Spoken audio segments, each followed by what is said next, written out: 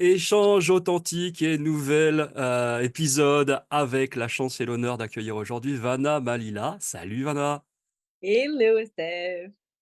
comment vas-tu? Bah, écoute, je suis en pleine forme. En pleine forme, je suis Ouais, contente, le soleil est parmi nous à Paris, donc ravie. ouais, ça change, c'est pas Ça. habituel, c'est pas habituel. Allez, on va attaquer direct dans le vif du sujet. Est-ce qu'en quelques mots, tu peux te présenter? Parce que tout le monde ne te connaît pas. Moi, on y reviendra après, mais je voudrais quand même t'entendre d'abord. OK. Eh bien, je m'appelle Vanna.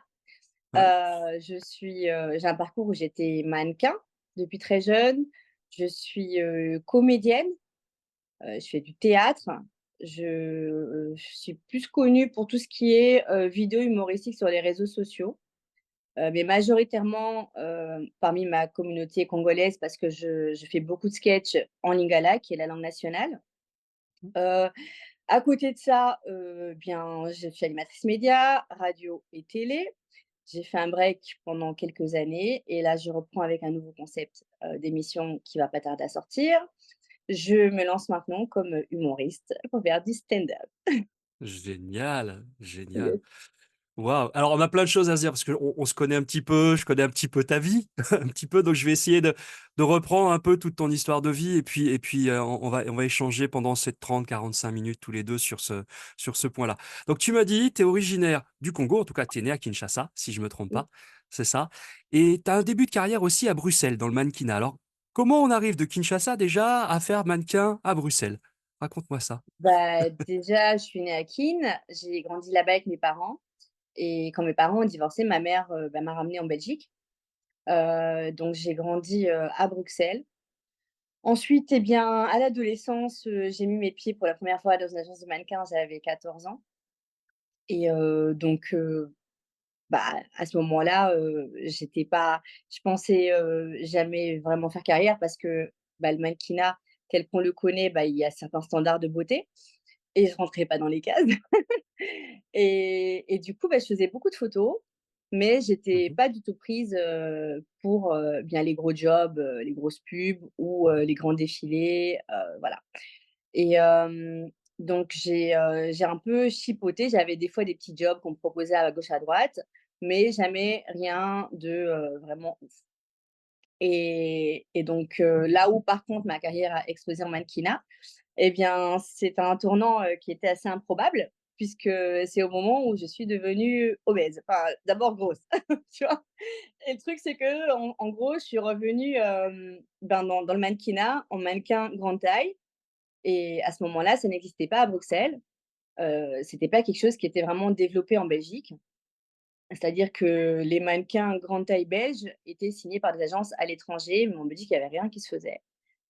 Donc bah, j'ai commencé, bien en étant d'abord, bah, signée avec des agences à l'étranger et puis, bien j'en suis venue à, bah, la conclusion qu'il y a rien qui se passe chez nous et au moment où j'ai eu la possibilité de pouvoir aller m'installer au Canada et donc continuer dans mon ascension, dans ma carrière de mannequinat, je me suis dit: «Est-ce que vraiment tu vas partir et continuer à monter ou est-ce que tu restes à Bruxelles et tu fous la merde?» Et j'ai décidé de rester à Bruxelles et de foutre la merde. Du coup, j'ai créé le mouvement Body Positive qui n'arrangeait pas tout le monde, bien évidemment. Et donc du coup, le but, c'était de, lutter contre la grossophobie et de mettre en avant, différents types de beauté, dont surtout la catégorie que je représentais qui était les mannequins grosses, mannequins rondes. Et donc ça a commencé comme ça et puis petit à petit, je me suis dit: «Mais en fait, tu es en train de faire avec, les autres exactement ce qu'on t'a fait à toi, ce qu'on t'a fait subir à toi. C'est ce truc que tu n'appartiens pas à une certaine case de beauté». Donc je me suis dit: «Je refuse de faire aux autres ce qu'on m'a fait à moi, à l'époque, dans les agences. Donc au lieu de que ça soit une agence de mannequinat grande taille, je veux faire une plateforme de mannequinat diversité, où tout le monde est le bienvenu, hem, que ça soit les personnes, handicapées, les nains, les géants, les maigres, les obèses, les personnes qui peut-être se sont fait opérer de cancer, ou peut-être qui ont peut-être eu une ablation peut-être du sein ou des gens qui étaient brûlés au 3e degré. Je voulais vraiment que chacun ait sa place et que la beauté de la diversité soit représentée à travers, eh bien, nos mannequins et donc c'est ce que j'ai fait et voilà. Génial. Bah, alors là, tu as été hyper rapide, hein. Désolée, j'ai Revenons, il y a pas de souci. Revenons sur sur tes débuts. Tu arrives à 14 ans. Déjà, qu'est-ce qui te pousse à franchir cette porte d'agence de mannequinat? Beh, je crois que déjà toute petite, j'ai toujours aimé, être devant les objectifs. Ouais. J'ai toujours aimé être devant les objectifs, j'ai toujours aimé être mise en avant, je c'était quelque chose qui était déjà dans ma nature, je pense. Mmh mh. Et puis bon, à ce moment-là, j'ai envie de dire, je pense que le fait de manquer de maturité, c'était peut-être le besoin de m'affirmer ou d'affirmer peut-être ma beauté à ce moment-là. C'était surtout, le fait de me montrer telle que j'étais à l'extérieur. Hem et voilà, à ce moment-là, c'était ça. Maintenant, avec le temps, avec la maturité, on a envie de montrer qu'on est capable de faire d'autres choses, donc il y a d'autres challenges qui sont venus plus tard. À ce moment-là, c'était vraiment juste que, bah, je pense que je suis pas mal, je pense que je suis belle et j'ai envie de le montrer, donc si ça peut servir à des marques, et bah, tant mieux. Génial. Bah oui, bien sûr, ça c'est certain et on peut en parler un petit peu? Tu as eu une histoire aussi, voilà, en grandissant dans ce monde du mannequinat un petit peu difficile, avant justement d'arriver vers ce mannequin grande taille, est-ce que tu es OK pour qu'on en parle un petit peu Go, ou go, go, pas? on y va, on est là pour ça. Voilà, ouais, pas de souci. Donc personne qui a pris beaucoup d'emprise sur toi, on va dire ça comme ça. Je te laisse l'expliquer un petit peu et ça peut peut-être expliquer justement pourquoi tu es arrivé, et tu es devenu mannequin grande taille par la suite. Yes. Donc j'ai vécu, en fait, une relation toxique, avec, je veux dire, mon premier gros amour, et à cette époque-là, j'avais, 21 ans, 22 ans. Ça a duré jusqu'à, on va dire, mes 25 ans, je suis restée dedans. Hem et donc cette personne était quelqu'un qui m'a énormément complexée, qui me trompait constamment, avec des personnes, avec d'autres mannequins qui étaient, mais extrêmement, tu sais, c'est des vrais mannequins, genre qui pèsent 45 kilos mouillés. Mais j'ai rien contre, je veux dire, c'est aussi à sa beauté, hein. D'ailleurs, elle était très belle. Mais par contre, du coup, c'est quelque chose qui me complexait parce qu'il rentrait à la maison pour me dire que moi, j'étais qu'une grosse et que sans lui, je n'arriverais à rien, que j'étais qu'une merde, que c'était lui qui m'avait créée, que sans lui, bah, je serais jamais rien et que si je Mmh. passais le pas de la porte, je reviendrais en le suppliant, parce que c'était lui qui m'avait faite. Et en gros, c'était arrivé jusqu'au niveau où cette personne, contrôlait même ce que je mangeais. C'est-à-dire qu'à table, il allait toujours regarder si j'allais mettre de la mayonnaise ou pas, quelles étaient les portions auxquelles j'allais me servir. Le petit déjeuner, je devais me cacher si je faisais par exemple des œufs pendant qu'il dormait, je devais me cacher pour les manger rapidement et si je l'entendais venir, si j'entendais ses pas, vers la cuisine, je devais courir à la poubelle pour vider mon assiette. Sinon, j'avais droit: «Non mais pourquoi tu bouffes des œufs? Tu qu'une grosse. Merde, mais mange des pommes». Heu, voilà un peu ce que j'ai vécu et en gros, en sortant de là, j'ai vraiment commencé à penser et à croire que sans lui, j'étais rien et que j'étais grosse et que j'étais moche et que j'étais pas valuable et je me suis dit: «Il faut que je combatte ce truc, je peux pas rester dans continuer à le laisser m'intoxiquer avec toutes ces mauvaises pensées qu'il a mises dans ma tête. Je ne suis pas tout ça, je suis belle et la meilleure façon de me sortir de tout ça, c'est de m'affirmer et de m'affirmer surtout en me détachant de lui déjà. Alors la stratégie que j'ai trouvée pour me détacher de lui, c'était de devenir tout ce qu'il détestait. Et comme je pense que toutes les personnes qui vont suivre ce podcast, il y a des femmes qui ont vécu, des relations toxiques ou des relations sous emprise, elles sauront que, bah, de nous-mêmes, c'est difficile de nous détacher. Et donc, ma stratégie à moi de défense, pour que du coup lui puisse se détacher de moi, c'était de devenir ce qu'il déteste, comme ça il ne me chercherait plus. Vu que moi, je savais que j'aurais jamais le courage de lui dire non. S'il revenait, j'allais partir. Donc du coup, j'ai décidé de commencer à représenter ce qu'il n'aime pas. Et la première chose que j'ai faite, d'abord à ce moment-là, c'était raser ma tête, parce qu'il adorait mes longs cheveux. Il trouvait ça tellement féminin et je me suis dit: «Bah, tiens, on va se raser la tête». Donc je l'ai fait. Ensuite, j'ai commencé à faire tout ce qu'il détestait. C'est-à-dire que je m'habillais comme je voulais, je mangeais ce que je voulais, je recommençais à sortir, je recommençais à avoir un cercle d'amis, je me faisais plein de potes, dont même ses potes, ou tous les gens qu'il connaissait et les gens lui disaient: «On voit Vanna, elle est super épanouie, elle était hier là-bas, elle était hier là-bas, on était avec elle au resto, on était ci, on était là» et donc ça lui gonflait à mort. Et et puis en gros, bah, au fur et à mesure, bah, tu sais, boire, manger et commencer à vivre vraiment pour toi et pas pour ce que quelqu'un veut que tu sois, eh bien, j'ai commencé à me laisser aller un petit peu. Et dans ce truc où je me laissais aller un petit peu, bah, à côté de ça, parallèlement, je devenais hyper heureuse. et et puis les gens me disaient: «Mais ça te va trop bien, tu es rondeur, tu es trop belle, tes joues flues et tout, c'est trop joli». Et tu sais, mais il y avait pas de remarques méchantes en mode: «Ouais, qu'est-ce qui t'arrive? Pourquoi tu grossis comme ça? C'est moche». Au contraire, vraiment les gens j'avais que des retours positifs. Donc du coup, tu te mets dans une zone de confort et tu te dis: «Bah, franchement, moi déjà, je me surkiffe comme je suis trop bien dans ma peau, mes relations avec les gens, elles se passent super bien depuis que je suis telle que je suis, donc vas-y, je continue comme ça, quoi». Et au fur et à mesure, tu te rends pas compte, mais tu tombes dans un cercle vicieux où ben l'embonpoint appelle l'embonpoint, hein. Et puis, bah, de là, bah, j'ai eu l'opportunité de passer un casting Alors et justement, yes. raconte-nous un peu cette histoire, s'il te plaît. Raconte-nous parce que c'est quand même une histoire, j'ai pas envie de dire drôle, mais intéressante, quoi. OK. Donc du coup, en fait, donc là, je suis rentrée à Bruxelles parce qu'à l'époque, je vivais en Afrique du Sud. Après, quand je l'ai quitté, je suis partie en Angleterre pour recommencer à zéro et je me suis installée en Angleterre. J'ai fait, bah, 2 ans là-bas. Mmh. Je suis repartie légèrement en Afrique du Sud, mais pas avec lui, pas sous son emprise. Et puis, à un moment donné, j'ai décidé de revenir en Belgique, pour soutenir ma mère parce que ma mère venait de perdre son mari. Et donc voilà, donc en m'installant à Bruxelles, je reprenais une toute nouvelle vie à zéro. Et là, je vois casting, machin, casting diversité dont, on recherche un duo mère-fille. Et je me dis: «Tiens, franchement, ça peut être cool». Et moi, ça faisait longtemps que j'ai pas fait de mannequinat, donc je me suis dit: «Oh, pourquoi pas? En plus, un défilé et tout, pour une fois que je pourrais défiler, ouais, c'est trop cool». Et donc du coup, je dis pas à ma fille. Ma fille était ado à ce moment-là, je crois qu'elle devait avoir, 13 ans, ouais, un truc comme ça. Et et donc du coup, je nous inscris et je reçois donc l'invitation au casting. Donc on est prise dans la présélection, on nous dit de nous présenter le jour du casting. Et sauf qu'en fait, moi j'oublie, je zappe complètement comme je suis une meuf hyper, tu sais, avec 10 000 choses dans la tête. Je vois le mail, mais je le zappe, tu vois? Et je me dis: «Ah ouais, c'est vrai, OK, j'oublierai pas». Sauf qu'en fait, j'oublie vraiment. Et un dimanche, on était en route avec ma fille pour aller à l'église et j'ai une notif dans mon téléphone et je vois, boum, casting à 14 heures machin, à tel endroit. Et je fais: «Et merde, il est 13h45». Et je vois ma fille, je fais: «Oh». Et je me dis: «Mais en fait, tu vois, la station de métro là où on devait aller pour l'église, c'est la même station de métro, enfin de tram, que là où il y a le casting». Et je fais: «Mais ça tombe trop bien en fait, on est déjà dans la bonne direction, c'est un signe, wesh, on y va». Et je dis à Océ, à ma fille, je lui dis: «Océ, tu sais, il y avait un casting et tout que j'avais vu, c'est un truc, qui cherche un duo mère-fille pour un défilé, on va y aller». Mais elle m'a dit: «Mais tu avais dit qu'on allait à l'église». Je dis: «Mais non, on va d'abord vite au casting, mais t'inquiète, on va s'amuser». On va aller jouer, on s'en fout qu'on soit prise ou pas, on va juste s'amuser, on va s'éclater.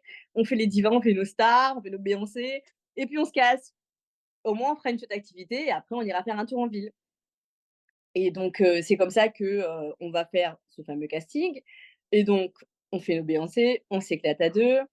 Et 2 jours après, je reçois la réponse, donc le jury qui me dit que voilà, on est prises, ma fille et moi, pour défiler. Et donc là, on part pendant, bah, pour 2 mois de répétition et tout ça avec toute l'équipe, du défilé.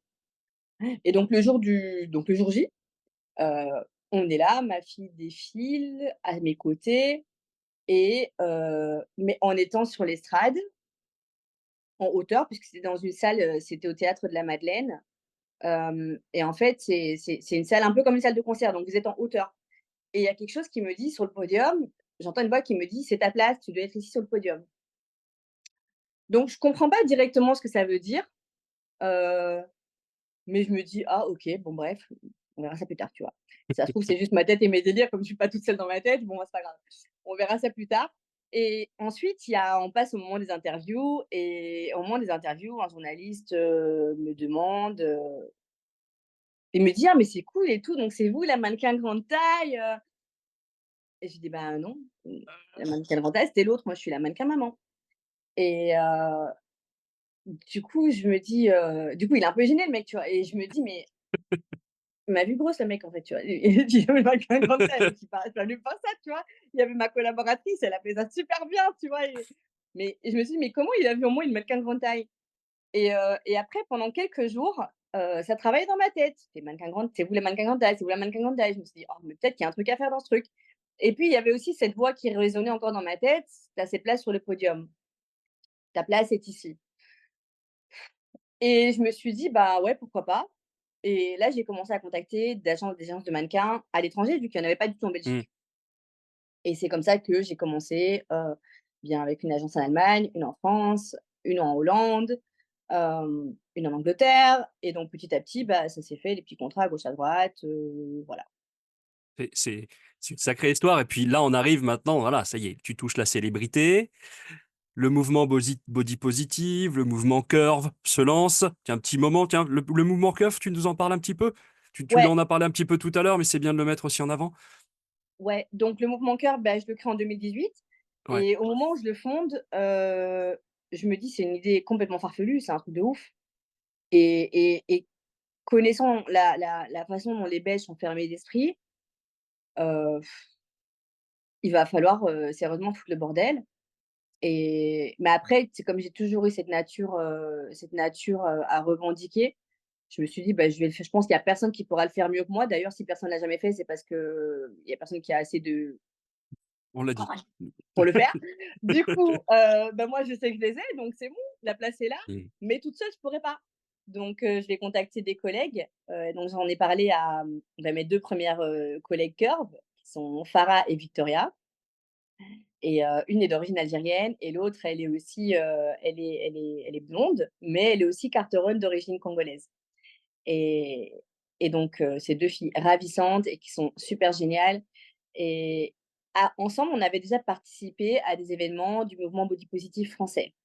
Parce que vu qu'il se passait rien chez nous, mais qu'en France, ça bougeait un max dans le body positive déjà ici sur Paris, donc on les avait joints ici sur des défilés et des choses qui se passaient ici en extérieur et là, on s'est dit là, je leur ai dit: «Les filles, il y a un truc à faire en Belgique et moi, je pourrais pas le faire seule.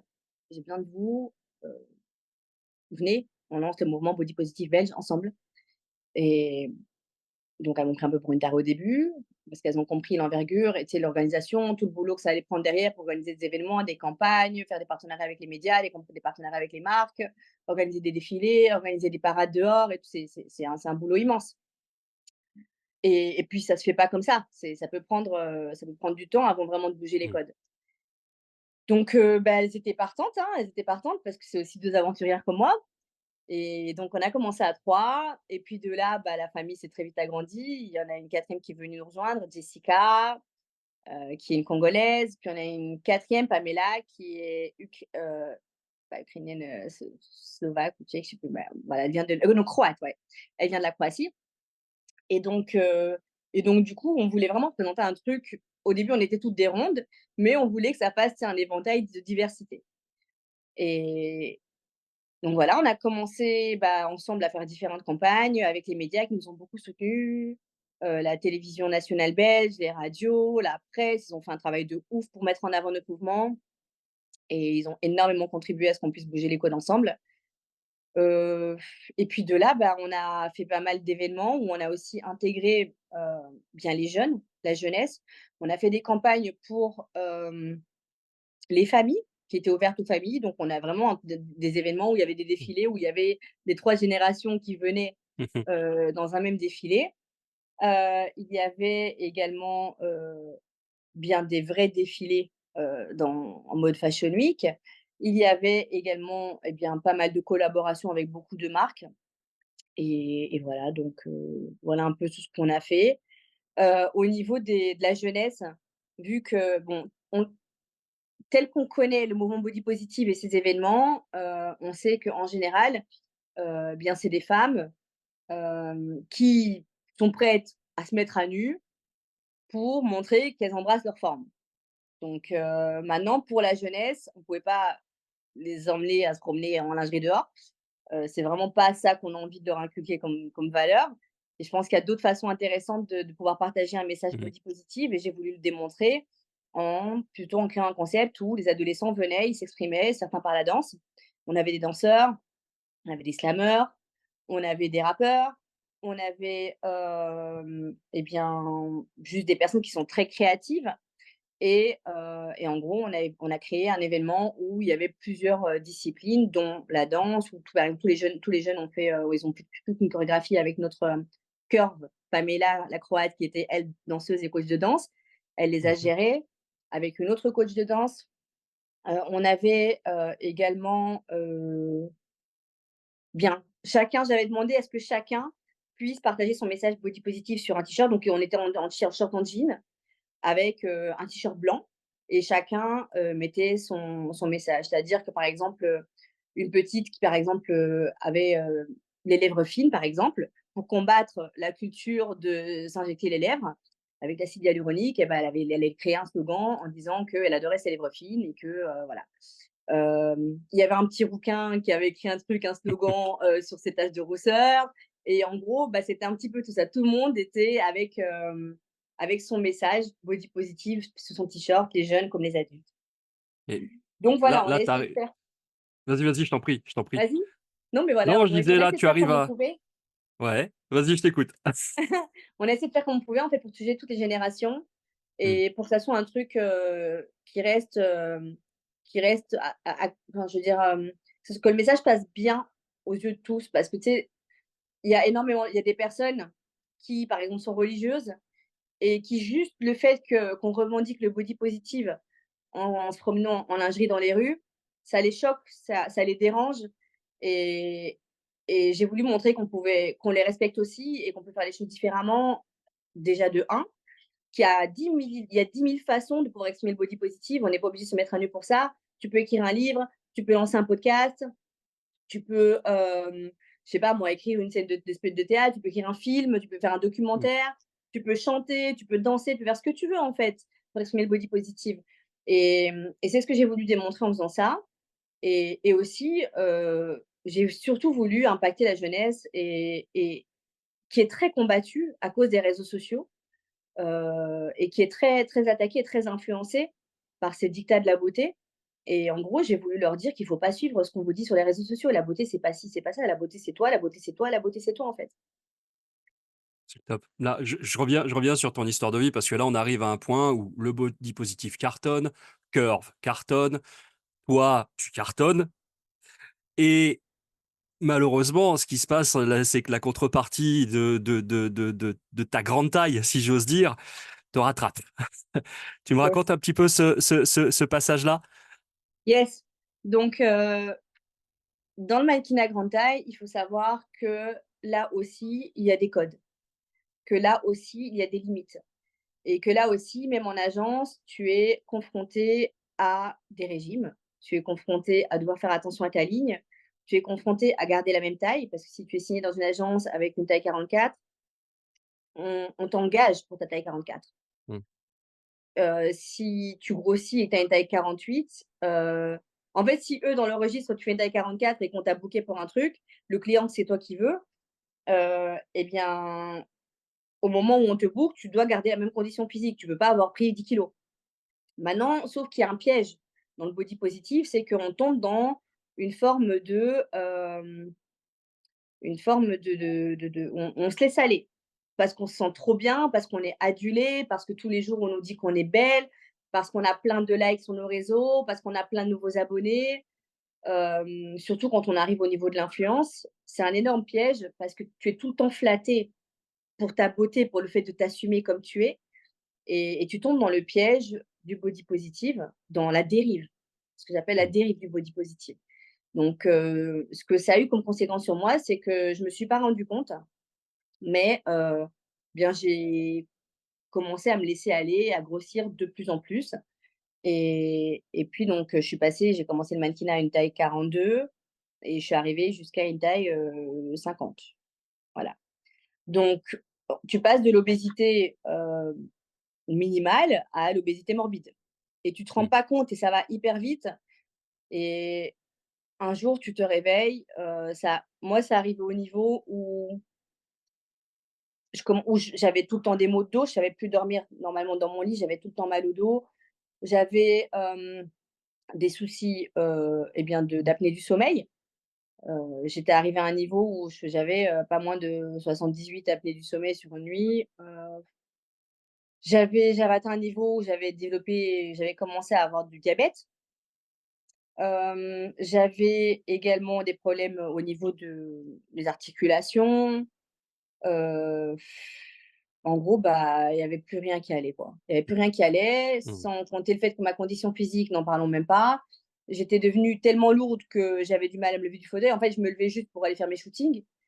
ou pour défiler et en dehors de ça, j'étais une vraie larve sur le fauteuil et j'étais devenue blasée, en fait et fainéante. J'avais plus envie de sortir parce que tellement mon corps était devenu lourd et j'essayais de combattre ça en faisant du sport, en essayant de rester positive pour mon corps, mais c'était très compliqué parce que dès que je le faisais, c'était trop dur pour mon corps, c'était trop d'efforts et ça m'épuisait, ça me fatiguait et donc à un moment donné, bah, le moment où j'ai vraiment eu je veux dire le moment où je me suis réveillée, c'est un jour en fait, c'est quand j'ai commencé à voir que pour monter chez moi, j'habite au 4e étage dans un immeuble sans ascenseur et c'est ma fille qui commençait à elle avait pitié de moi, la pauvre et elle me dit: «Maman, t'inquiète, vas-y, monte l'escalier à ton aise et moi, je vais prendre les courses et je vais les monter». Donc ma fille se mettait à faire 3-4 allers-retours, à porter les courses sur 4 étages parce que moi, je mettais, 4 heures à monter un escalier, tu vois?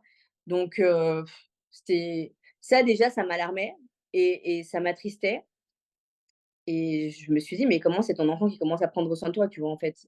Là, c'était le premier déclic. Le deuxième, c'est, genre quand je devais m'habiller, j'arrivais même plus à faire mes lacets. Un jour, ma fille, elle m'a dit: «Maman, t'inquiète, je vais faire ton lacet» et là, je me suis dit: «Ah merde» et il y avait l'alarme qui était là, tu vois? Elle était à 2 doigts de couler, je me retenais pour elle. Mais ça a vraiment été des moments qui m'ont réveillée, où je Mmh. me suis dit: «Merde, tu peux pas continuer comme ça. En fait, tu es en train de te tuer petit à petit» et les gens, ils te voient sur les réseaux sociaux tous les jours en train de sourire, machin, tout épanoui et tout, mais ils ont aucune idée de ce que c'est que le challenge de vivre dans un corps d'obèse. C'est pas quelque chose de drôle, c'est pas quelque chose de marrant et au quotidien, même si, comme je dis toujours, même si quand je me regardais dans le miroir, j'étais fan de moi parce que j'adorais la sculpture de mon corps, je me trouvais magnifique mais je vivais dans un corps qui était, c'est comme si j'étais étouffée dans de la graisse et que je survivais dans un corps plein de graisse qui m'empêchait de faire beaucoup de choses et ça, au quotidien, c'est désagréable. C'est même douloureux psychologiquement. C'est fatigant physiquement et c'est douloureux psychologiquement et ça, les gens n'en avaient aucune idée. Alors c'est bien beau, on voit souvent les gens de dehors, dans le body positive, mais en fait, vous vous imaginez pas à quel point il y a, les influenceuses body positive que vous voyez sourire en photo, il y a une vie derrière le rideau, en fait. Elles ont une vraie vie et elles vous disent pas tout sur leur vrai quotidien avec des vraies complications qu'il y a sur la santé et je me suis dit: «C'est bon, merde, il faut être honnête avec les gens, il faut leur dire et il faut surtout déjà de 1 que tu fasses un break, tu t'occupes un peu de ta santé physique» et c'est ce que j'ai fait. Donc j'ai décidé de faire un bypass parce que du sport, on me dit toujours: «Mais ouais, mais tu es qu'une fainéante, pourquoi tu as pas fait du sport comme tout le monde, tu aurais pu les perdre tes 30 kilogrammes, Alors déjà, c'était pas 30 kilos que j'avais à perdre parce que j'avais dépassé la barre des 120 kilos. Donc j'avais pas 30 kilos à perdre, j'en avais, 60 pour Ouais. avoir, une santé, je veux dire saine, hein. Enfin 60 ou 50 et quand tu sais que tu as 50 kilos à perdre et que tu vois qu'à chaque fois que tu perds 5 kilos, tu en reprends 10, tu es découragé de refaire un prochain régime. Donc des régimes, pour ceux qui pensent qui me disent qui vont se dire: «Mais pourquoi tu as pas juste fait ça? Pourquoi tu es parti faire le bypass? C'est dangereux». Bah, parce que justement des régimes, j'en ai fait beaucoup et qu'à chaque fois que je les faisais et bien je reprenais 2 fois plus. Et c'était une boule de neige et il y avait pas d'autre issue, en fait. Pour moi, en tout cas, je dis pas en tout cas, j'ai énormément de respect et d'admiration et je les trouve très chanceux, les gens qui arrivent à faire un régime et qui arrivent à aller jusqu'au bout. Sauf que sur moi, ça n'a pas marché et donc pour moi, mon issue, c'était le bypass, c'était ma seule façon de survivre et de pouvoir m'en sortir. Donc je l'ai Et fait et et donc suite à ça, j'ai eu recours à bah, il y a eu un retournement en fait de situation dans le sens où, bah, quand j'ai communiqué sur mon bypass et que j'ai expliqué, ben, ce que je vivais dans mon corps, mmh, les douleurs physiques, psychologiques, que je vivais et que pour autant maintenant j'allais avoir recours à un bypass.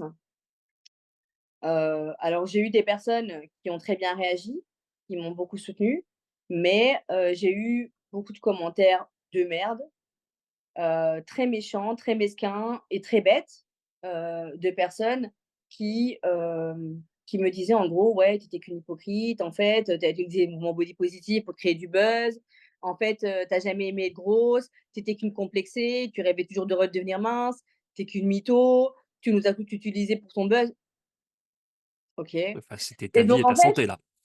Ouais, mais tu sais, les gens, ils sont tellement cons, tu as des gens tellement limités que, en fait, les gens, ils se limitent à se dire, en fait, tu as le même schéma de pensée sur les personnes qui sont minces ou qui font attention à leur santé tout le temps, ils sont obsédés par leur image, su qui peut s'opérer également sur les personnes, rondes, qui sont bien dans leur Mmh, peau.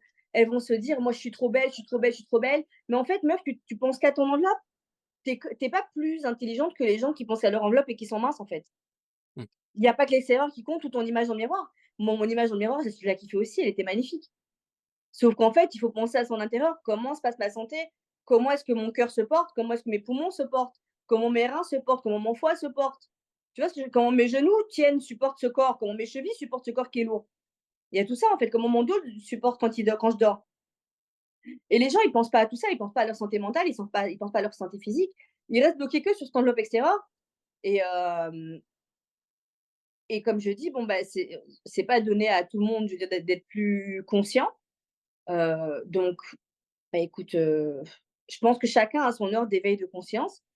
Cette personne-là ne l'avait pas encore eu à ce moment-là et j'espère pour elle qu'ils vont l'avoir un jour. Mais, voilà, entre-temps, bah, du coup, j'ai subi beaucoup de méchanceté. Heu, j'ai fait sauter un de mes comptes sur les réseaux sociaux parce que j'en mmh. avais marre de dire des commentaires méchants et des commentaires cons. Ma propre famille, était contre ce bypass. Même de ma propre famille, j'ai eu des commentaires en mode: «Mais tu es complètement débile, pour une fois que attends, c'est ce body positive qui t'a donné une identité, qui a fait que tu es quitté, qui a fait que tu es autant médiatisé. Qu'est-ce que tu vas aller suicider cette image pour, devenir quelqu'un d'autre, en fait? Tu vas devenir quoi après, en fait? Tu dois tout recommencer encore à zéro alors qu'en fait, tu es quelqu'un grâce au body positive». Mais j'ai dit: «Mais vous avez pas compris c'est quoi le body positive, en fait? Le body positive, c'est pas une image, en fait, c'est une idée. C'est-à-dire que la même idée, je peux l'incarner avec 50 kilos de moins, de manière plus intelligente, en prenant un message plus conscient, plus intelligent aux gens plus tard. Mais pour l'instant, je dois d'abord sauver ma vie». Mmh. Et bon, voilà, j'ai fait ce que je devais faire, mais après du coup, ça a dégringolé sur des problèmes de santé mentale parce que, bah, ça m'a menée vers une dépression. Mmh. Heu, excuse-moi si je te coupe parce que peut-être que tu avais des questions que je suis en train de te répondre à l'avance. Non, je t'en prie, vas-y, vas-y, mais vas-y, vas-y. Non, non, c'est très bien comme ça. Je t'en Yeah, prie. du coup, ça a découlé sur des problèmes de santé mentale, grosse dépression. Faut savoir que pendant qu'on fait, bien tous les examens nécessaires avant de faire un bypass, on s'assure à ce que, la personne n'ait pas d'addiction. Sauf que comme je suis très intelligente, j'ai pu le j'ai pu le masquer. J'ai su comment le masquer et du coup, voilà, moi, je veux dire, j'avais évolué dans le milieu du mannequinat depuis petite. Après, j'avais quand même évolué dans le milieu de la, tu sais, la radio, des médias et tout. Donc, j'étais déjà dans un milieu très artistique où bah, il y avait déjà pas mal d'addictions autour de Mmh, moi. Donc, j'ai déjà été confrontée à ça depuis très jeune. Et donc, j'ai grandi en fait avec les addictions. Pour moi, c'était la normalité. Et sauf que, bon, la chose qui m'a fait doser, c'est ma vie de mère, de maman. mmh, Ce qui faisait que j'étais obligée d'avoir un cadre et de mettre des limites. Je pouvais pas vivre avec, un quotidien dans un quotidien d'addiction, mais les moments où ma fille était pas là, je débordais à fond.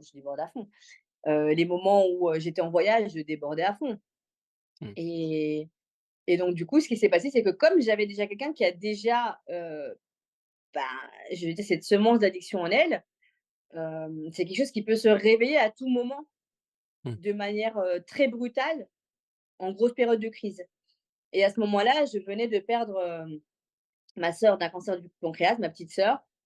Et parallèlement à cela, donc j'étais déjà en train d'essayer de survivre du deuil de ma sœur et que je masquais, énormément. J'essayais d'être forte. Je suis l'aînée d'une famille de 13 et celle qui est décédée, c'était celle qui venait juste après moi, donc c'était ma meilleure copine, c'était tout pour moi et quand je l'ai perdue, mon monde s'est vraiment effondré, sauf que étant l'aînée de ma famille, je voulais pas affaiblir ma famille, je devais rester solide.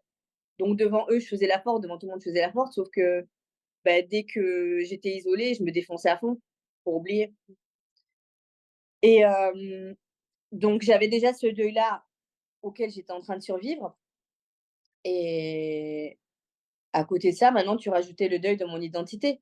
Parce que moi, mon identité de Vanna Curvy, beh, je l'aimais.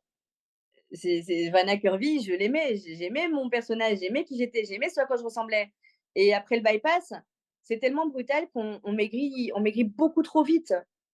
Si je me rappelle bien, la première grosse tranche, la perte de 30 kilos, ça s'est fait en même pas 2 mois.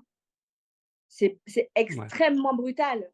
Ça va très vite. Genre déjà en un mois, tu perds, 10 à 15 kilos et tu le vois direct. D'abord, c'est ton visage et puis après, tu vois petit à petit que ça descend ici.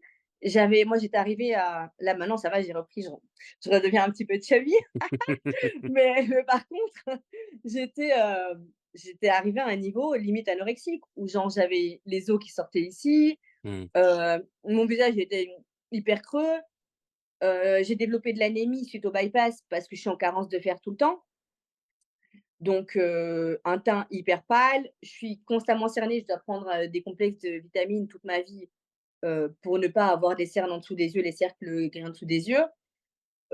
Et mon visage je ressemblais à un zombie. Et il faut savoir qu'en fait, j'ai fait un parallèle, entre, j'ai vu ma sœur maigrir très vite d'un cancer du pancréas et puis je me suis vue maigrir de manière aussi rapide d'un bypass. mmh, mmh, Et j'étais en souffrance alitée pendant 3 à 6 mois parce que j'ai vraiment eu des complications suite à mon bypass. Donc je sortais pas de ma chambre. J'étais en douleur constante, j'étais trop faible, j'avais mes crises d'anémie, j'avais des vertiges, je me levais, je devais tenir les murs pour marcher, pour pas tomber tellement j'étais faible. Et en fait, j'ai fait le parallèle entre ça et ta la sœur. perte de poids de ma sœur. Mmh, mmh, Et donc c'est comme si je me suis en fait, j'étais arrivée à un niveau où je fuyais les miroirs parce que en me levant le matin, je devais passer par le miroir de la garde-robe pour aller à la salle de bain et quand je voyais cette image, elle me faisait peur parce mmh, que chaque matin, c'est tellement à vue d'œil, en fait. Tu te vois maigrir à vue d'œil, c'est choquant et je me disais: «Mais c'est qui cette meuf, en fait? Je la connais pas, c'est pas moi, en fait. C'est qui ce zombie? Elle est en train de mourir» et je faisais le parallèle entre ma sœur que j'ai vue partir, bien sûr. les images de ma sœur décédée et je me suis dit: «Meuf, tu es en train de mourir, tu es en train de partir comme elle, en fait. Qu'est-ce que tu as fait? Pourquoi tu as fait ce bypass?» Et donc un gros dégoût, une grosse phase de regret, heu, mais après Mais c'est tu trop tard. rebondis. Mais tu rebondis et c'est ça qui est intéressant dans ton Ouais, histoire parce que c'est pas la première fois et c'est pas les premiers moments où ça redescend et à chaque fois, tu as cette force mentale, si j'ose dire, pour rebondir et repartir. Parce qu'on s'est rencontrés après toutes ces histoires-là, nous et tu avais déjà cette force de se dire: «C'est bon, je repars sur d'autres projets, sur d'autres envies, sur d'autres choses». S De ton côté, toi, comment tu vois toute cette période de mannequinat? Parce que tu y es plus trop dedans, même si tu es dans un milieu un peu, parallèle, on va dire, du je suis plus du tout spectacle et dedans. de voilà. Comment tu vois toute cette période de ta vie et quels apprentissages t'en retiens, toi? Hem, alors moi, je pense que Dieu m'a utilisée comme un outil. Je Mmh, pense qu'il a permis que je puisse juste, bien accéder au mannequinat et avoir de la visibilité dans le mannequinat pour que, pour que la rebelle en moi, pour que la rebelle et l'activiste sociale puissent servir pour la cause du body positive. mmh, Et pas que ça, je vais même aller plus loin. Je pense qu'il a même permis que je devienne obèse et que je passe de l'autre côté, pour aujourd'hui découvrir ce que c'est que le body positive conscient, hem et revenir parler même aux body positivistes en leur disant: oh là les copines, les ouais, copains, faites gaffe parce qu'on passe très vite de l'autre côté» et puis surtout, tombez pas dans le schéma de l'influenceur body positive qui dépend du like. C'est très toxique aussi. Il y a aussi une énorme toxicité qui se passe, hem, dans la vie en tant qu'influenceur body positive, c'est que tu es constamment à la quête du: «Est-ce qu'on a assez liké? Est-ce que cette photo-là, elle va m'amener assez de likes? Et combien d'abonnés elle m'a rapporté? J'ai combien de commentaires? Qu'est-ce qu'ils ont dit dans les commentaires? Oh mais mon Dieu, mmh, ils ont osé dire ça!» Et en fait, si on te met un commentaire qui te fait mal, ça t'affecte quand même, tu es un humain, ça t'affecte et donc tu espères que les gens vont t'apporter que des commentaires donc tu passes ta vie toujours à attendre le retour des gens. Est-ce qu'ils ont kiffé ou pas? Et je pense que, bon après ça c'est propre là aux influenceurs body positive, mais je pense que tout artiste ou toute personne publique qui est sur les réseaux sociaux est confronté à je vais pas dire ce complexe, mais ce truc du: «Est-ce que vraiment ça va plaire ce que je fais?» Est-ce que ce que j'apporte au public va leur plaire ou pas? Et on est tout le temps en attente du, en quête de vouloir donner aux autres quelque chose qui va leur faire plaisir. Alors que non, en fait, fuck, on doit juste donner ce que nous, on a envie de dégager. On se décharge parce qu'on a trop de choses en nous qui doivent sortir, qui doivent déborder, sortir de nous. Et qu'est-ce qu'on s'en bat les couilles Mmh. qu'ils kiffent ou pas, en fait? Toi, tu as juste dégagé, tu as juste exprimé qui tu étais et que ça marche ou pas, que les gens kiffent ou pas, ben vas-y, on s'en fout, en fait. Ce qui importe, c'est que tu t'exprimes toi, en fait, et que tu puisses réaliser l'être que toi tu es. Après, si ça impacte des gens positivement, génial. S'il y a des frustrés, que ça va pas impacter ou que ça va frustrer, bah, on s'en balèque, tu vois? Et voilà. Génial et on continue l'histoire donc là, parce que tu nous l'as dit en introduction, tu as rebondi une fois de plus et là, maintenant, tu arrives dans le monde du spectacle. Théâtre, one man show. Alors moi, je vais dire que je suis un peu chanceux parce que je pense que j'ai dû assister à une de tes premières prestations sur scène. Bah, écoute, Je ne pourtant sais pas si elle a participé à cette orientation-là, mais voilà, qu'est-ce qui t'a amené à avoir envie d'aller justement vers ce monde du théâtre et de l'humour? alors, j'ai commencé à faire j'ai commencé les Vine, donc les vidéos drôles sur les réseaux Ouais. sociaux en 2016, hem, justement dans une période où je commençais à avoir, j'ai traversé pas mal de combats dans ma vie et et j'ai toujours cherché des échappatoires. J'ai Mmh, toujours été alors, il y avait différents échappatoires dont les addictions dont je t'ai parlé et puis il y avait d'autres échappatoires plus saines comme, la comédie et donc j'ai découvert la comédie, en faisant des collaborations. D'abord une collaboration sur une vidéo avec des potes Finer en Belgique et pendant cet instant de tournage, j'étais plus Vanna. mmh, J'étais le personnage et donc j'oubliais ma réalité, j'oubliais qui j'étais vraiment. J'oubliais mon quotidien et mes vrais problèmes. Et il faut savoir qu'une vidéo drôle qui est exposée, qui dure, 2 minutes sur TikTok ou sur Instagram, nous, on a mis 1h30 à la tourner. Ça veut dire que moi, pendant 1h30, j'oubliais Vanna. J'oubliais les vrais problèmes de Vanna. J'oubliais peut-être mes factures, j'oubliais le fait que je m'embrouillais avec le père de ma fille, j'oubliais peut-être, le fait que, je veux dire, avec mon mec, je m'étais embrouillée aussi. Tu vois, j'oubliais tout ça et et là, maintenant, je pouvais pendant un instant ne pas être Vanna et être quelqu'un d'autre et interpréter le rôle de quelqu'un d'autre, une autre situation. En plus de ça, les tournages avec les comédiens, c'est toujours pétage de rire parce que c'est tous des oufs, on est tous des créatifs, donc chacun ramène sa sauce et on se marre de ouf. Donc c'est un moment où tu oublies vraiment les problèmes et puis tu rentres chez toi, tu te dis: «Ah merde, ça y est, c'est fini». Bon retour à la réalité, tu vois? Et en fait, c'est une bouffée d'oxygène d'aller tourner et quand j'ai découvert ça, j'ai voulu en faire un deuxième, un troisième, un quatrième et après ça a été très vite. Donc je me suis lancée, je me suis trouvé une passion en fait pour la comédie sur les réseaux sociaux. Ensuite, je suis rentrée au Congo, et là-bas, j'ai tourné avec des Vineurs, des comédiens locaux parce que je voulais voir un petit peu ce que mes frères, proposaient en humour local et donc surtout que j'avais besoin un peu tu sais, de me rattacher à l'humour de chez moi, d'aller découvrir ce qu'on propose au Congo et un peu quel est cet humour congolais que je connaissais pas du tout parce que je veux dire moi je veux dire je suis arrivée en Belgique, j'avais 6 ans la première fois. Bah, alors même si je suis repartie en vacances, j'ai pas grandi dans la culture du maboké. Le maboké, c'est le théâtre congolais et même dans ma famille, mes parents sont pas des gens qui regardent les théâtres congolais. Donc j'avais besoin d'aller chercher, d'aller creuser, fuiner un petit peu, voir ce qui se passe chez nous et donc bah, j'ai pu découvrir, j'ai vu un petit peu, j'ai découvert l'humour congolais. Alors je suis déjà native de là, donc je parle déjà la langue locale et j'ai voulu, bah, faire des collaborations avec eux et j'en ai fait pas mal là-bas. Après j'ai travaillé aux côtés d'un metteur en scène qui est un petit peu, c'est notre Jamel Debbouze, mais du Congo, qui est énorme en stand-up. Énorme, énorme, énorme, je veux dire, c'est le king chez nous et j'ai pu travailler avec lui à l'arrière, en préparation de ses spectacles, en préparation de sa tournée des 10 ans de carrière. Et là, le fait je travaillais un petit peu en management derrière lui pour l'aider aux préparatifs de sa tournée et donc j'ai vu comment est-ce qu'il préparait ça. J'ai vu le souci d'excellence qu'il avait. J'ai vu à quel point c'était complexe déjà de travailler, de créer tout un spectacle, et de travailler avec autant de collaborateurs à mettre sur scène. et puis j'ai découvert l'envers du décor.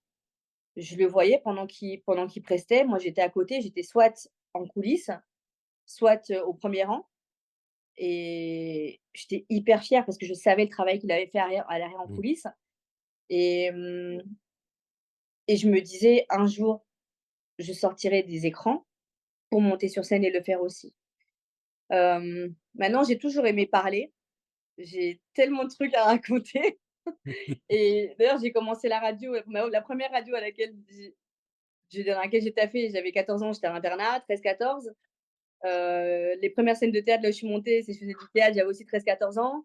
Donc j'ai toujours aimé ça, en fait. Je suis un vrai perroquet, j'ai des tas de trucs à raconter, et c'est juste que maintenant, en fait, je pense que c'était le cheminement naturel pour finalement arriver à cela. J'ai dû passer par toutes ces étapes pour apprendre, développer différentes compétences pour finir, bah, arriver à pour moi, aujourd'hui, ben, faire du stand-up, c'est pouvoir, mélanger, heu, mettre ensemble, bah, tu sais, la communication, le fait de speaker, bah, faire des conférences, mais de manière drôle, et en même temps raconter tout ce que j'ai vécu, tu vois? Et le body positive, le mettre en scène de manière Mmh. humoristique, le fait d'être, métisse, je veux dire, de 2 cultures différentes, heu et de pouvoir mettre en avant la culture congolaise, présentée par une personne de peau blanche, ce que les gens ne comprennent pas toujours, et et pouvoir amener ça un petit peu, démystifier un petit peu tout ce qu'il y a derrière la culture congolaise, ce qu'il y a derrière le body positive,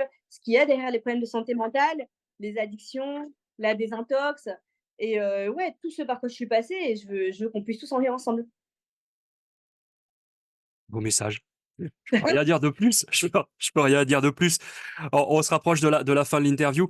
Comme je te le Yes. disais, le principe de ces interviews et de ce podcast, c'est vraiment de mettre en valeur tout ce qui est apprentissage et même quand on est adulte. Toi, justement, de par toutes ces expériences, quels conseils tu pourrais donner aux gens qui nous écoutent sur justement comment on apprend, même encore à l'âge adulte, comment on se renouvelle, comme tu as pu le faire, comment on apprend de nouvelles choses? Quels conseils tu pourrais donner, toi? Alors moi, je dirais toujours s'entourer de ses mentors. Heu, tu veux avoir une carrière similaire à quelqu'un, cherche à te rapprocher de lui déjà. Si Mmh. tu trouves quelqu'un qui est le meilleur dans quelque chose, démerde-toi, crée. Tu te démerdes, tu fais ce que tu veux, tu crées ta place, si tu es une souris, tu crées un trou, tu passes, mais tu crées ton chemin pour être à côté de la personne ou des personnes qui pourront t'encadrer et te former, à l'échelle de l'excellence. Parce qu'il y a pas de meilleure façon que d'être proche, d'apprendre, je veux dire, que d'être proche des meilleurs, de ceux qui ont vraiment un souci de l'excellence. Les voir faire, c'est comme tu vas apprendre à conduire, ben, au début, tu vas vouloir t'asseoir devant, sur le siège passager, et regarder les mouvements, regarder comment est-ce qu'on passe la première, l'embrayage, Mmh. la deuxième, et c'est ça. Tu vas scruter tous les mouvements. Moi, j'ai appris à conduire comme ça, j'ai pas appris à conduire à l'auto-école. Moi, j'ai regardé comment ma mère conduisait la voiture, puis un jour, j'ai volé la voiture et je suis partie avec, tu vois? Mais et c'est un peu pareil pour tout le reste, en fait. Moi, je suis une autodidacte qui regarde comment les gens font, qui regarde comment les meilleurs font, et je m'imprègne un peu. Je dis: «Ah, lui, il a fait ça comme ça, elle aussi, elle est pas mal, elle aussi, elle fait ça comme ça», et je pique un peu à gauche, à droite du meilleur de chacun, et puis, je le fais à ma sauce. Après, une autre chose, c'est n'hésitez pas à vous former. Il y a pas d'honte, il y a pas d'honte et il y a pas d'âge, pour se former, peu importe ce qu'on veut faire. Il y a pas d'impossible. Pour moi, il y a pas de limite. Je fais partie des gens qui ont comment on dit en français déjà? Mon motto, c'est «The sky is not the limit». Tu peux Mmh. aller jusqu'où, moi, c'est Mars, Vénus, Saturne, j'explose le ciel, et donc il faut croire en soi, il faut foncer, il faut se donner tous les moyens, et s'il faut passer sa vie, moi, par exemple, aujourd'hui, je ne connais rien du tout, à la scène. Je suis jamais montée faire du stand-up. OK, j'ai des prémices au TEDx, mais mais j'ai jamais fait du vrai stand-up sur scène, et là, du coup, je me donne tous les moyens. Je me suis inscrite dans un truc qui s'appelle, standup.france. J'ai la newsletter tous les jours. Ils ont un podcast, ils ont balancé des tas d'épisodes. Je regarde comme une ouf toutes les nuits. Je m'endors avec ça, je me réveille avec ça dans mes oreilles. Je passe ma vie sur YouTube à regarder, bah, les humoristes, en tout cas, qui m'influencent le plus, qui m'inspirent le plus. Je me forme, je me suis acheté le livre de Christine Béroux qui a écrit le livre «Écrire un one woman show», et monter sur scène. Mmh. Je me suis installée sur Paname parce que Paname, c'est la capitale, de la comédie, et que c'est ici qu'il faut être si tu veux que ça bouge, si tu veux te faire voir, si tu veux gratter ta place et te créer une place au sein de cette communauté de stand-up, il faut être ici à côté, il faut se donner tous les moyens et n'hésitez pas, il faut aussi ne pas hésiter à s'inscrire dans une école. S'il faut économiser de taffer à côté, faut taffer à côté, mettre de la thune de côté, pouvoir investir sur soi, investir sur ses rêves. Si ça demande qu'on paye, des coachs chers, heu, comme moi dans mon cas ici, les écoles, ça tourne pas à moins de 3 000 € l'année, il faut le faire. Il faut le faire, il faut si tu as un rêve, il faut foncer à fond et mettre tous les moyens, investir dans tous les moyens possibles. Il y a moyen de se former de manière gratuite ou de manière presque gratuite avec un livre, à 20 balles, mais tu peux aussi, si tu veux pousser, ton apprentissage de manière à ce que ça aille beaucoup plus vite et que ça soit plus impactant, plus je veux dire, de manière à ce que ça soit plus condensé, mais que tu arrives plus rapidement à ton objectif, ne pas hésiter de s'inscrire en école, de se former avec les meilleurs coachs, de s'entourer toujours des meilleurs, de se faire des potes et des collègues qui sont déjà là où toi tu veux arriver et voilà. Bon, merci Vanna. Merci. De rien. Est-ce que, avant de conclure, 2 petites questions. La première, c'est quoi ton actu? Est-ce que tu as une chose là, en ce moment, chaud sur lequel tu veux orienter les gens? Vas-y, profite, c'est ton moment. Alors actuellement, là, je suis en train de préparer mon one woman show, mais du coup, qui va se dérouler là, on m'a proposé une tournée sur le Congo, donc je vais faire les 2 Congos, Congo-Kinshasa et Brazzaville. Mmh. Donc là, ça va être pour le 28 septembre. J'ai ma première date à Lubumbashi. Ensuite, ça sera, le Showbuzz à Kinshasa. Ensuite, on me fait passer à Brazzaville et à Pointe-Noire. Donc voilà, ça sera, fin septembre, début octobre. Mais de toute façon, sur mes réseaux sociaux, je relaterai, les détails des informations, à mon avis, 1 mois avant chaque date. Quoi d'autre? Sinon, donc pour l'instant, je suis assez à huis clos et bon, j'ai quelques courts-métrages, mais à côté de ça, je travaille aussi comme actrice. J'ai quelques courts-métrages et dont un long-métrage aussi, sur lesquels je suis en train de travailler, mais tant que c'est pas encore en ligne, je n'annonce rien et je travaille en coulisses et voilà. Mais on transmettra, on fera passer l'info aussi de notre côté. Merci. Dernière question avant que je te laisse. Vas-y. Je la pose à tout le monde, cette question. Qu'est-ce que toi, Vanna, tu as appris récemment? C'est quoi ta dernière expérience d'apprentissage? Alors, j'ai appris qu'il faut sous-estimer aucune opportunité. Ce que je veux dire par là, c'est que, moi, par exemple, je venais avec mes grands rêves de, venir tourner et comme on dit en anglais, taking over Paris. Mmh. Donc mon truc, c'était ça, c'était je vais débarquer à Paris, I wanna take over Paris, je veux être sur toutes les scènes de comédie de stand-up et je voulais vraiment réussir ici, sur la scène de stand-up française et aussi, dans le média, vu que j'ai aussi, parallèlement à ça, des projets médias. Sauf que moi, en fait, ce que je visais, c'était, qui dit scène française, on va dire, c'est plutôt un humour populaire à la française, avec des artistes qui viennent de partout, qui sont originaires de partout, issus de la diversité, mais qui vont aller sur un humour populaire et donc moi, c'est ce que je visais et je m'étais dit: «Pour ça, je suis obligée de collaborer avec, des comédiens de Paname», et en fait, c'est pas du tout ça qui m'a ouvert les portes. Là, je reviens de tourner, j'ai fait la tournée Toseka, qui est en gros, Toseka, c'est la dream team des comédiens du Congo. En fait, ils ont créé, en fait, une équipe avec les 8 meilleurs comédiens du Congo et donc moi, en fait, j'étais la comédienne du Congo de Paris et et donc ils sont venus à 7 de Kinshasa et on a travaillé tous ensemble sur un spectacle qu'on a monté. On est partis en tournée. On a fait donc, la France, on a fait la Suisse, on a fait la Belgique et on est rentré de tournée. Là, ça fait 3 semaines que je respire un peu. Donc je ne pensais jamais que Toseka m'ouvrirait les portes du cinéma américain, par exemple. Je ne pensais jamais que Toseka m'ouvrirait les portes du cinéma français. Mais suite à cette tournée de Toseka, j'ai eu un producteur américain, enfin congolais d'origine, mais qui vit à Hollywood, qui travaille avec le frère de Julia Roberts, qui coproduit avec lui, qui a écrit un film et qui m'a proposé le 1er rôle. Donc, mais pour ça, j'ai reçu ce Félicitations. mail. Merci. Mais pour ça, j'ai reçu ce mail suite à Toseka, qui Ouais. est une opportunité que j'aurais pu peut-être, selon mes objectifs. Toseka, c'est un spectacle en lingala, communautaire pour les Congolais. Donc c'était pas aligné avec mes Mmh. objectifs. Moi, mes objectifs, c'était la France. C'était pas le Congo. C'était réussir sur Paname, me faire connaître ici en France en tant que comédienne française, enfin francophone. Mmh. Hem, mais quand l'opportunité de Toseka est venue, je me suis dit: «Franchement, c'est une dinguerie, c'est trop cool. Je vais m'amuser à fond», comme on avait fait pour le TEDx, en fait. J'ai eu Mmh. l'opportunité du TEDx, je me suis dit: «Franchement, c'est une dinguerie, je vais trop m'éclater. C'est un challenge de plus» et TEDx ouvrait des portes. Toseka m'a ouvert On aussi s'est d'autres portes. rencontrés, Ouais, déjà, tu vois comme quoi? déjà. Bah, tu vois comme quoi? Et derrière ça, derrière toute opportunité, il y a des portes à ouvrir, en fait. Et tu peux pas on s'imagine pas, des fois, on se met dans une case, on se dit, si par exemple, je donne un exemple, un film au Maroc, on me dit: «Va tourner un bien, je t'invite, on va tourner un film au Maroc, on te donne un troisième rôle». Imagine, je dis: «Non» et que sur place, il y avait un réalisateur avec qui on tournait, qui avait un autre projet, qui pouvait me mettre sur un projet, par exemple, je sais pas, à Hollywood ou je sais pas, au Nigeria, parce que j'aimerais beaucoup jouer Mmh. au Nigeria, moi, ou peut-être au Nigeria ou un truc comme ça et je raterais ça parce que j'aurais dit: «Non» à un projet au Maroc, en fait. Derrière tout projet, il y a des portes ouvertes. Donc il faut pas, fermer les portes, je veux dire parce que le budget n'est pas intéressant. Parce que des fois, ils vont venir avec un projet, le projet est super cool, mais quand tu écoutes le cachet, tu te dis: «Ah, ce que c'est, non». Moi, je dirais à tout le monde, franchement, prenez toutes les portes. Faire la gratuité, j'encouragerais pas non plus, mais surtout quand on sait qu'on a déjà de l'expérience, il faut quand même se respecter, respecter le travail et la valeur Bien qu'on a sûr. apportée au projet. Mais mais par contre, ne pas dire non aux opportunités et ne pas négliger, surtout ne négliger aucune opportunité. Merci beaucoup. Merci Ivana. On mettra tous les liens pour suivre un petit peu tes aventures.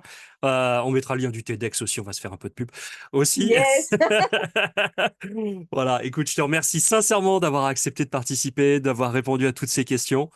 On se retrouve Je peux très faire un petit truc bientôt. pour toi aussi, s'il te plaît, au passage? Oh, vas-y, si ça peut te faire plaisir, on va pas Ouais, dire j'aimerais non. bien profiter, c'est la petite pause publicité pour coach Stéphane d'ailleurs, qui est un super coach en prise de parole en public, puisque grâce Merci. mon TEDx, c'est grâce à lui que j'ai réussi. Et je vais juste en petit résumé ici, j'étais à 2 doigts de foirer mon TED, mais de ouf. Et coach Stéphane a débarqué, il est tombé du ciel, il m'a sauvé et en même pas, quelques heures, on a plié le truc et ça a donné un résultat de ouf et ça m'a même redonné confiance en moi sur scène et quelque part, le fait que j'ai été confortable, assez confortable pour parler à une audience parce que c'est la première audience à qui je parlais comme ça de ce nombre de personnes Mhm. et je me suis dit: «Si j'ai pu le faire là, eh mais en fait, on est en famille. J'ai pu le faire là, je pourrais le faire après en stand-up en fait», tu vois? Donc du coup, merci Steph parce que c'est grâce à toi, tu m'as mise assez à l'aise pour que je le fasse et franchement, c'était trop bien et donc Merci, ça me touche. n'hésitez pas, si vous êtes dans un coach prise de parole en public, Stéphane est là. Ouais, merci. C'était pas le but, mais merci. Franchement, ça me touche Voilà, beaucoup. Merci beaucoup, Vana.